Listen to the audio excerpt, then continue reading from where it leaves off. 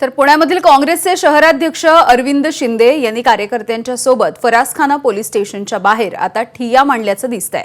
जोपर्यंत भाजपचे शहराध्यक्ष धीरज घाटे आणि महापौर मंजुषा नागपुरे यांच्या विरोधामध्ये कारवाई होत नाही, गुन्हा दाखल केला जात नाही, तोपर्यंत आम्ही हे आंदोलन सुरूच ठेवणार अशी भूमिका काँग्रेसचे शहराध्यक्ष आणि त्यांच्या कार्यकर्त्यांनी घेतली आहे।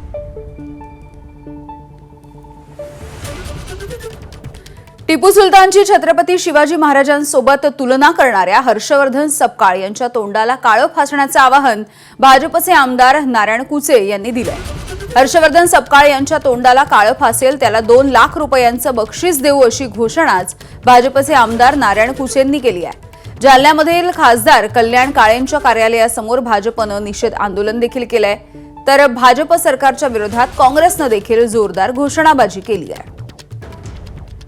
म्हणजे मी जाहीर करतो, एखाद्याने हर्षवर्धन सपकाळच्या तोंडाला काळं लावलं, कुठेही भेटलं, जालन्यात आला तर करणारच, पण कोणी करीत असेल त्याला 2 लाख व बक्षीस देण्याचं काम मी भारतीय जनता पार्टीचा जिल्हाध्यक्ष करतो।